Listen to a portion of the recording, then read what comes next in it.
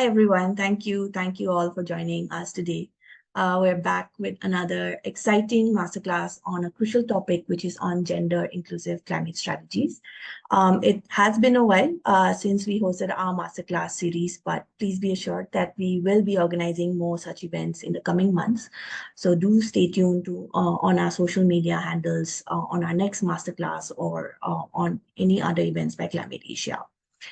For those of you who are not familiar with us, Climate Asia is a young nonprofit organization focused on strengthening the climate ecosystem across Asia. We do this through various initiatives by enabling talent and providing capacity building and organizational development support to climate grassroots organizations and thought leadership. Before we begin, I would like to share some housekeeping rules. So this entire session is being recorded and we will be sharing the highlights of the session on our social media handle soon. So do follow us on our social media. The team will be sharing the social media links on the chat below. We request that each of you keep your mics on mute until the end of the presentation by our speaker. We will have a Q&A session right after the discussion. So until then, keep your mics off. However, please feel free to put down your questions or comments on the chat anytime, and we will make sure to address them at the end. We hope that this masterclass will be an interesting and informative session for all of you. So without further ado, I would like to introduce you to a very special guest speaker today, Ms. Mamta Borgoyary, who is the Executive Director of She Changes Climate, an organization committed to promoting gender parity and women's leadership in climate decision-making.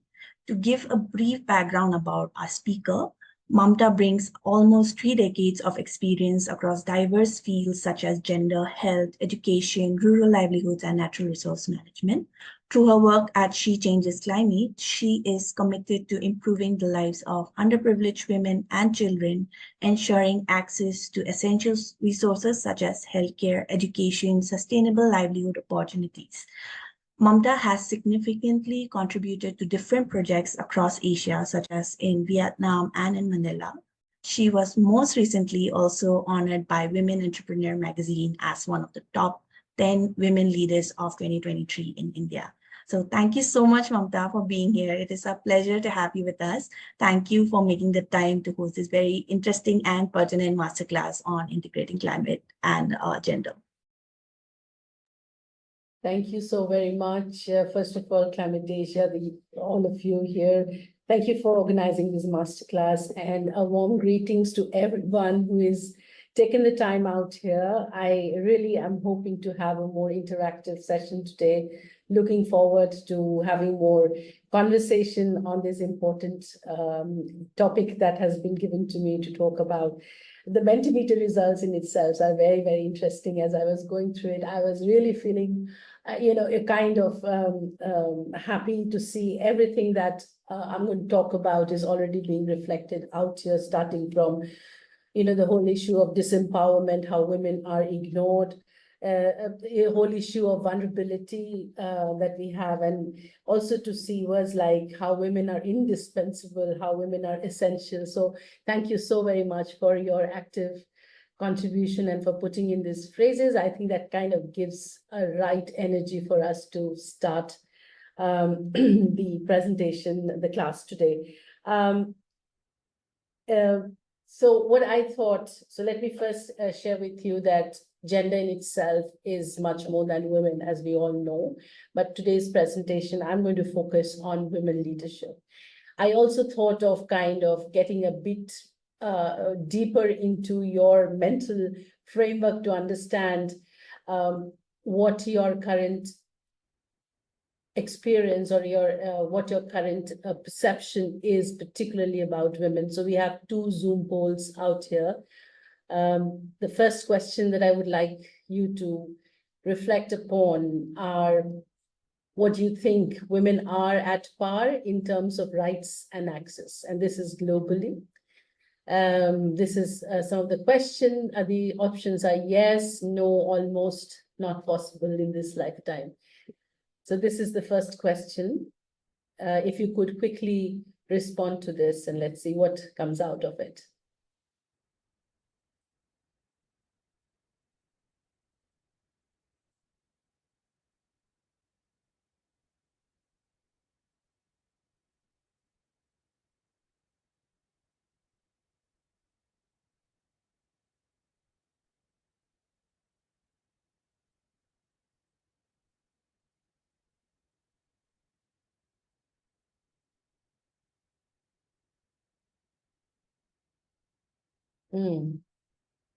So glad to see that what you're saying is 74% says no. I like the, optimist 6%. These are also, I know as a woman, we sometimes feel that, yes, we are empowered as well. So good to see the 6% as well here as well. And not possible in this lifetime, 11%. Yes, it does seem very like a doomsday for us sometimes, but so thank you so much for your response. Let's go to the next one then.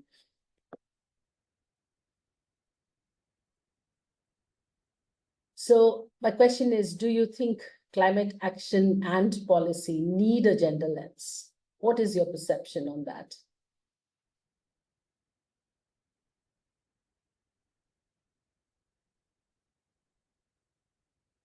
And just to kind of give you a brief background as to why this question was framed, because sometimes we have this, when we are talking particularly about gender and women, we do face this whole thing about that apparently that it seems like pushed effort to just highlight women, why are not men impacted, are not men important, but there are nuances which I'm going to talk to you about, and therefore this question is just to kind of understand what you think about the importance of gender lens in climate action and policy. Wonderful. Wonderful. So I have a very, I think the students today are really, really in for what I'm going to present today. Thank you so much for answering this. Can we close this and then I will move on to my presentation. So,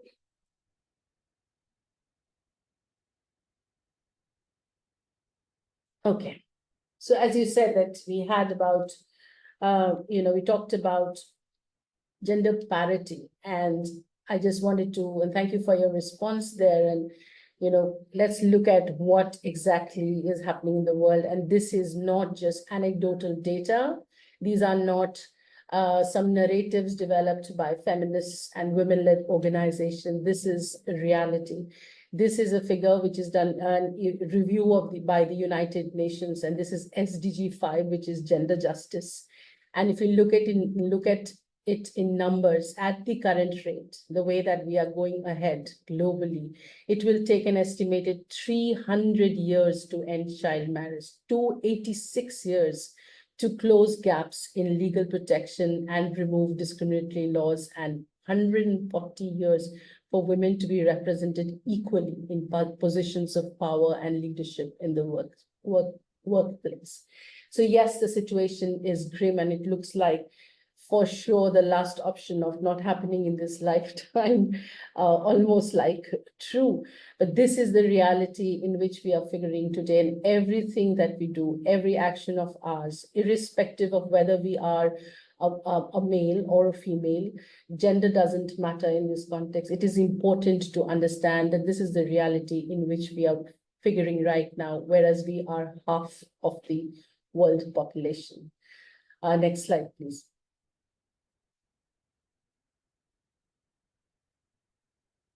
So there's a black bar, if I don't know if it can hear. Thank you so much.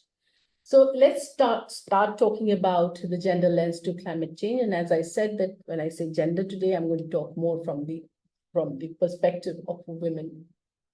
Worldwide, the climate crisis has widened the existing global gender gap. What you saw in the last slide also is climate change is a huge contributor to each of these impacts that I spoke about in the last slide. Particularly in the global south, women and girls continue to bear the brunt of climate change, whether it is livelihood, whether it is their health, whether it is their income, education, safety, and well-being. And the third important perspective that I want you to also reflect upon when we talk about gender lens is the voices of those who are impacted. The women who are the brunt of climate change, who are most impacted of climate change, their voices and perspectives are really missing in the places where crucial decisions are being made about their lives. And my presentation today is about that aspect of the missing link where those women who are impacted are absent in decision-making tables. Next slide, please. So I'm going to start the first section of my presentation will be on how climate change impacts women. What I'm going to show to you is a short video of a situation that I have personally witnessed in Majlis. This is almost an island in Brahmaputra in Assam, where 6 months of the year the island is flooded, and 6 months of the year it suffers from the post-flood water accumulation that happens. In my previous, I had worked there with the women, and there, the impact that I've seen on women, particularly what they have to go through. It's not that climate change doesn't impact the men, but what happens to the women. I wanted to share with you a small clip to kind of put the context in what we are going to speak now.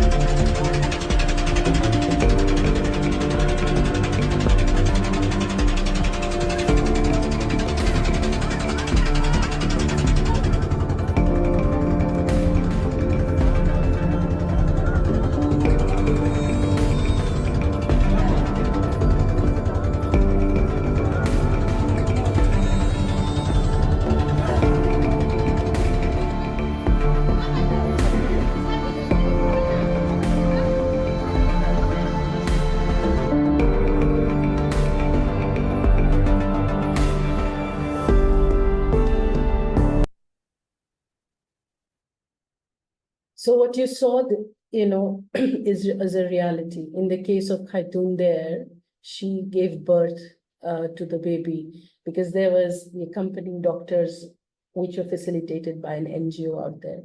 But let me tell you, in 80 to 90% of the cases, both the mother and the child are at very high risks of health, and mostly lose their life because of these. And many, I don't know how many of you are joined from the northeastern part of India. Assam is submerged under floods almost every single year. And this is every single year that is happening. Just to kind of give you a perspective and to understand, when we say that women are impacted disproportionately, it really is a reality. And it is not something which is made out of an argument, from an argumentative mode. Can we go to the next slide, please? Let me share with you some glaring statistics across the globe. Globally, women are 14 times more affected by climate change disaster. This is out of a study which was done by UN, again, of including 140 countries. Every year, Bangladesh, last 3 years in Bangladesh in the floods, 77% of those who died were women. Next one, please. In Pakistan last year, in the floods that happened there, 90% of the pregnant women gave birth in open, and there was high infant mortality during last year when the flood happened in Pakistan. Next, please. Women and children's undernutrition, teenage pregnancy, domestic violence indicators are very high in climate vulnerable hotspots. Women spend twice the amount of time to fetch water due to droughts. And then there is the story of water wives in Madhya Pradesh. because it is the women who go and fetch the water, right? So they spend, earlier they would spend an hour, now they're spending almost double, so 2 hours. So men marry several wives. They actually buy women, young girls from other areas, and they marry them and keep them, not just because they want to have a wife per se, which is anyway illegal to have more than one, but also so that there can be more women can go and there can be more water in the household. These are some of the stories. These are some of the impacts which are hardly ever spoken about. And this is the perspective that we need to understand when we are talking about including the gender lens into climate action and policy. Next slide, please. So there was a study that was done by MS Swaminathan. They looked at the entire, they looked at all the districts in India. It was just done, I think, 2 or 3 years, 2 years back, 2022. They did this study.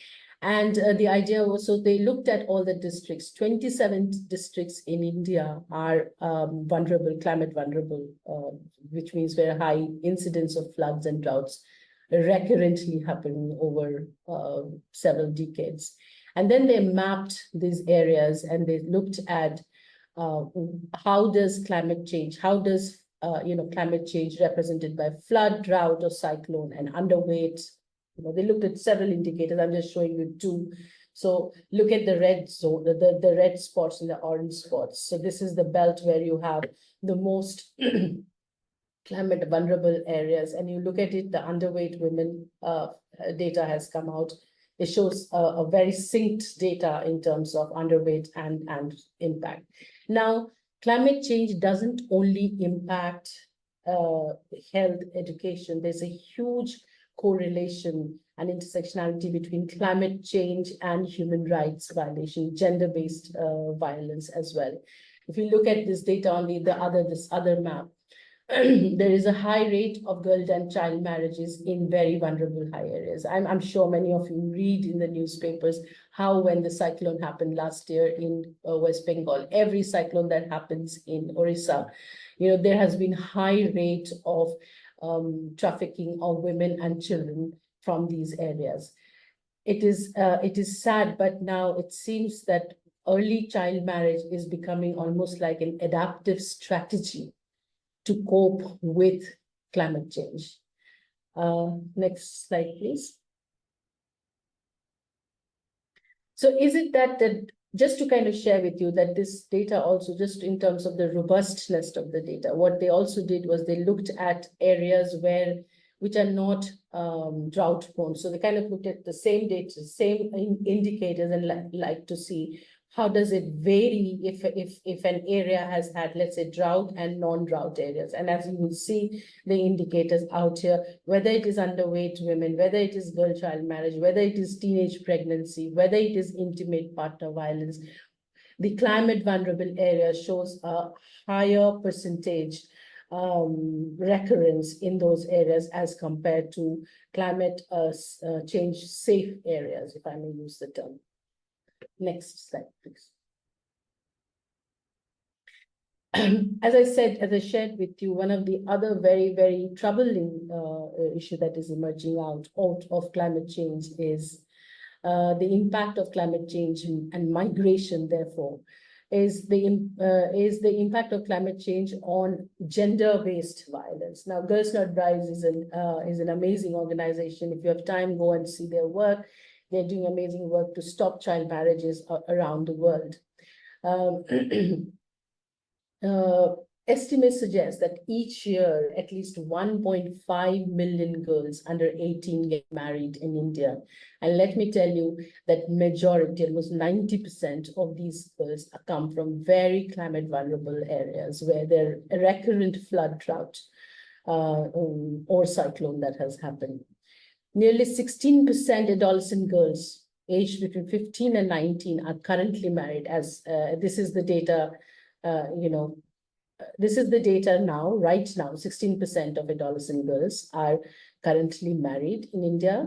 Now, this is down by 47% as compared to 2005. So yes, there is a positive change here because of a lot of organizations and also the government coming in with their laws and policies regarding gender-based violence, particularly child marriage, but it's still 16%. More than 85% child marriage from climate vulnerable areas. The incident increases after every natural disaster. It increases like 5-fold. I've been part of several rescues during floods, but also in Assam, also in other parts of the country. And we've seen this, that this is something which is immediately the next 6 months, the next 3 to 4 months, when you have increased child labor moving out, increased trafficking of children and young girls being either married off or sent out for work. So this is climate change in terms of floods, droughts, and cyclones are having huge impact on gender-based violence in India and globally as well. Okay, there is this one small hidden connection series. Go to the website and see there they have a stories about how child marriages, but I just wanted to show you very quickly. It's less than can we just click on that, Purnima? Yeah. This is just a trailer, just for you to kind of understand it. শব্দ করে এই নদী 3-4 করে ঘর একবারে নয় গেছে নদীতে একজনের ঘর উল্টে নিয়ে গেল পানি বন্যায় নিয়ে গেল ভেঙে নিয়ে গেল তার একজনে কই থাকবো তার ক্ষেত্রে যেমন এই যে বিয়াটা দিল মানে হুট করে আমাকে তো কিছু জিজ্ঞেস করে নাই এখন বিয়ে করতে চাই না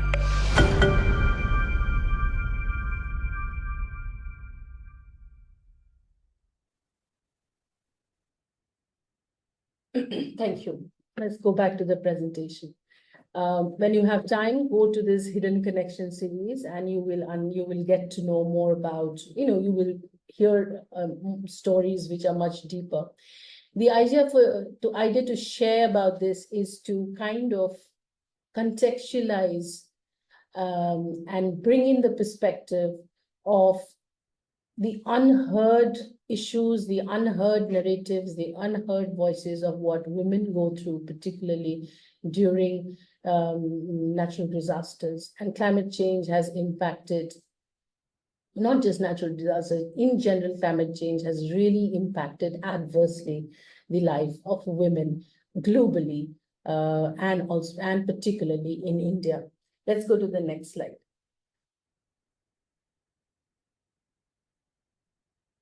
Now, I'm going to now talk about why women, so you heard, I shared with you why I think what my experience has been, and those of us who are working in this sector to promote women voices in climate action and policy, why the context, why we feel so strongly about bringing in the voices of women in climate action and policy making. I'm going to now talk about women leading climate action. I'll start with UN Secretary General's quote, and he said, if we leave anyone behind, we leave everyone behind. This is not just a quote, this is not just a statement. There's a whole lot of wisdom behind this statement. Let's see how. Let's go to the next slide.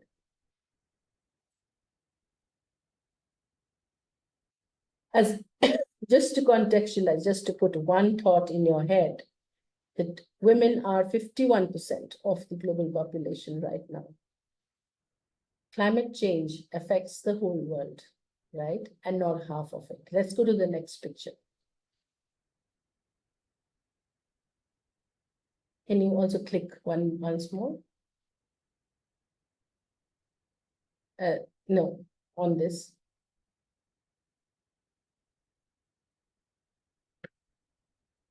If you do just next, yeah.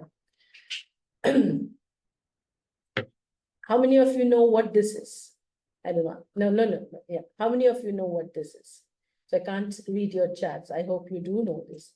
This is these are the people who sit every year in November, December, and decide the climate agenda and the climate policy and the climate narrative around the world.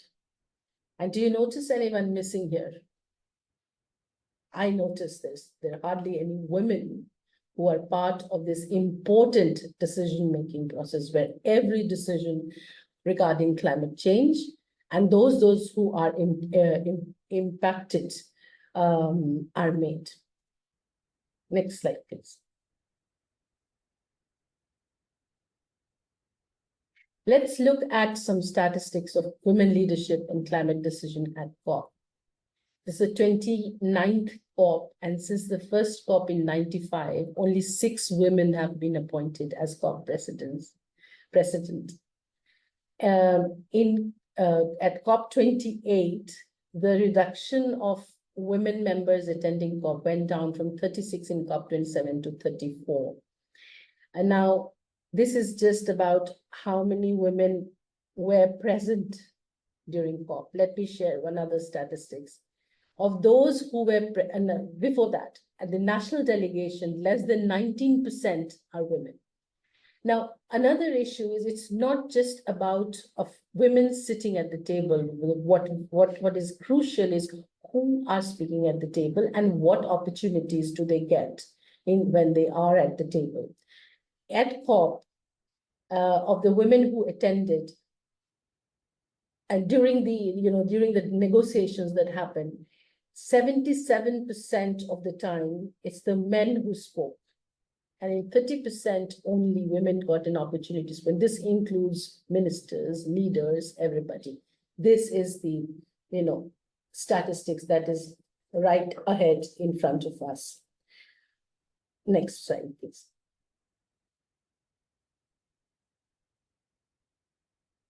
So now I'm going to talk about 5 reasons why climate action and policy requires or needs women. This is a picture of some amazing women leaders, starting from politicians to activists to indigenous leaders who have done some amazing work in the area of climate change and recognized as this year's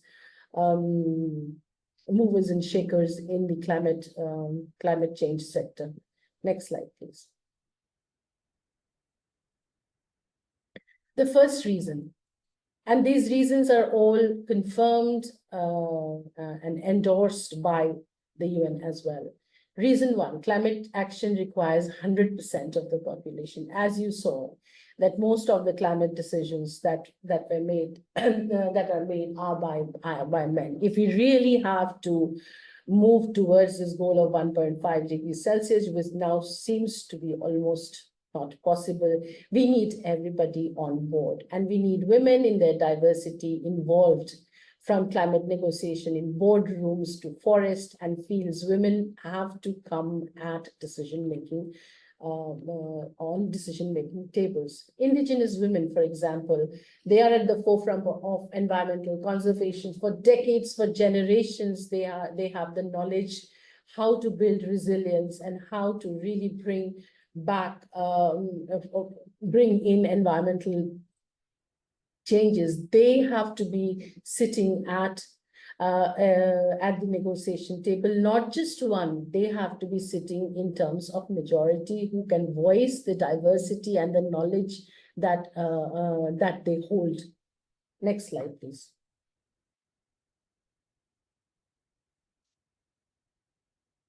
Empowering women means better climate solution, and this is not just as a woman that I am talking about. These are documented evidence that when provided with the same access to resources as men, women increase their agriculture yields by 20 to 30%.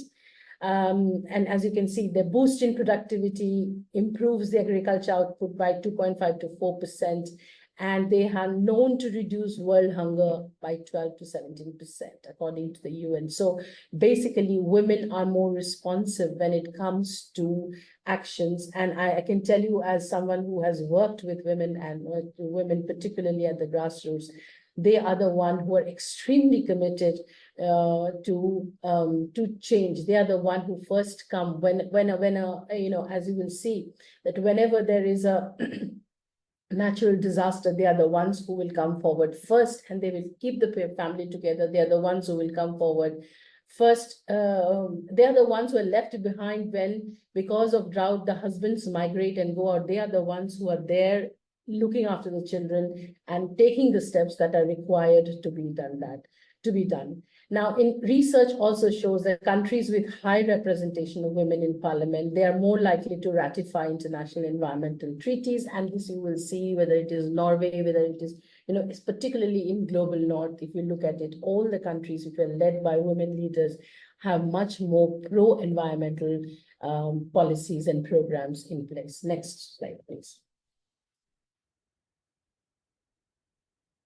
As I said, I strongly have seen this, witnessed this, that they are key in building climate resilience in communities. I shared with you that they should be part of the planning process. Purnima will share with you some case studies as to how to kind of share with you how this happens. That they are the ones who really, if you include them at the planning process, if you include them in the implementation process, they are the ones who are very, very proactively taking steps to build the resilience in communities. They are the ones who work with the community, who stay in the community as well. Reason 4. Next slide, please. And as I shared with you, I'll not go into details, that climate change affects us all, but not equally. And I shared the glaring statistics with you why, and therefore women have to lead because they are the ones who are affected. They can tell you what they need so that they are not impacted as much. And therefore they have to be as leaders, sitting in the negotiation table and telling us what needs to be done. The next slide, please.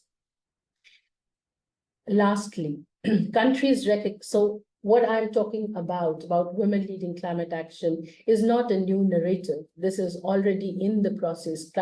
Countries have signed on pacts where, for example, they have to include priority in the national determined contributions. In their adaptation plans, they have to reflect that more investments on women. There is a gender action plan which is agreed by the government and the UNFCCC, and there also women full, equal and meaningful participation in climate process are already committed to. So these are basically basic 5 reasons as to why women should be leading climate action and policy equally. When we say leading, it doesn't mean that women only should be leading, but women should also be leading with the men climate policy and negotiation. Let's go to the next slide. I'm going to now talk briefly about the movement, and which is She Changes Climate, and it's a women-led movement for gender equality in climate action. This is a global movement, and my reason for sharing it with you is also to kind of get your interest and to the process, to this concept of converting. So we were a campaign converting now to a global movement, looking for all types of comments and inputs to how this global movement should be going. And we have positioned this movement, She Changes Climate, as a campaign started when in COP26 there was not a single woman in the COP presidency. That's when it started, saying, with this whole agenda of bringing in women in the climate negotiation forums. We have a long way to go, but just wanted to share with you very quickly about what we do. Next slide, please. So the source idea is that we want women from all parts of the world to be included in decision making. It's rooted in a rights-based approach. We believe in collaborating environment, and we very strongly believe that the advocacy and policy advocacy has driven by learnings from those who are at the forefront of climate change impacts. Next slide, please. This is our mission and vision. Basically, we see a future where climate action is driven by inclusivity, equity, global collaboration. I will not start reading this. This is basically our mission and vision. The idea is to enable women in all their diversity to lead and influence by embedding their perspectives. Next slide, please.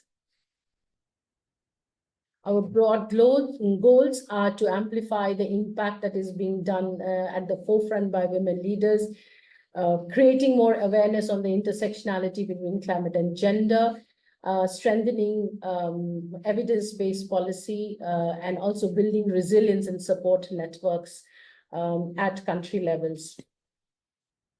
Next slide, please. 3 pillars: advocacy, policy, public campaigning, strengthening women-led climate action. I'm not going to get into the details because this class is not about She Changes Climate. Next slide, please. These are country network. We have a country network in India, Nepal, Brazil, Kenya, Zimbabwe. Any of you who are part from these countries, please do contact us, and we'll be very happy to see how we can associate, how you can associate with the movement. Next slide, please. Right now, we are into a consultation process where we are looking at building a collaborative and building a collaborative narrative to develop the long-term strategy of She Changes Climate. There are several consultations that are happening right now, and please keep looking at on our website, our LinkedIn profile to get the updated on what emerged out of these consultations. And then I'll end with a very short trailer of our She Changes Climate movie. I think Purnima is going to put in the chat the full movie, the link to the full movie. So watch it when you have time. Mamta, if you want, we can also play it. It's just a minute long, so up to you. That's 17, and this we can play. Yeah, okay. Yeah, and then the other one is 17 minutes, so we can. Okay. Yeah, let's play this and. We need to acknowledge that women absolutely have a vital role to play in leadership roles relating to the climate crisis. They have the expertise on the ground, and they can bring the solution and another perspective. Expertise through lived experience, expertise through understanding, through tradition, through culture. They needed not quicksand, but a platform on which to stand. So the importance that fashion has in redressing this balance, this imbalance, is vital. The way we're running things today just isn't sustainable. We really cannot fix those things without fixing finance. The latest statistics are saying that actually it will be 136 years before we get to gender parity. We see the solutions, we know what needs to be done, and we need the urgency to know we're at the edge of the cliff.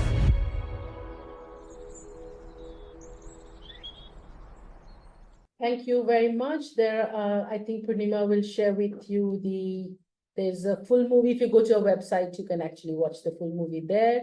And then there are some case studies that I've shared. I think the links will be provided to you in the chat box. Thank you very much for your attention. So thank you so much, Mamta, once again, for your time and hosting this very informative session and for answering all the questions of the participants. I think we've all learned and gained much insights on the importance of including and empowering women in climate action for better solutions. So I hope this session was helpful and insightful for all of you in the audience, as it was for me. My team has put down will be putting down a short feedback form on the chat. So please take 5 minutes to fill up the form to help us improve and give us suggestions on who you would like us to call for our next masterclass and on different climate topics as well. So thank you all of you. And thank you so much, Mamta, once again.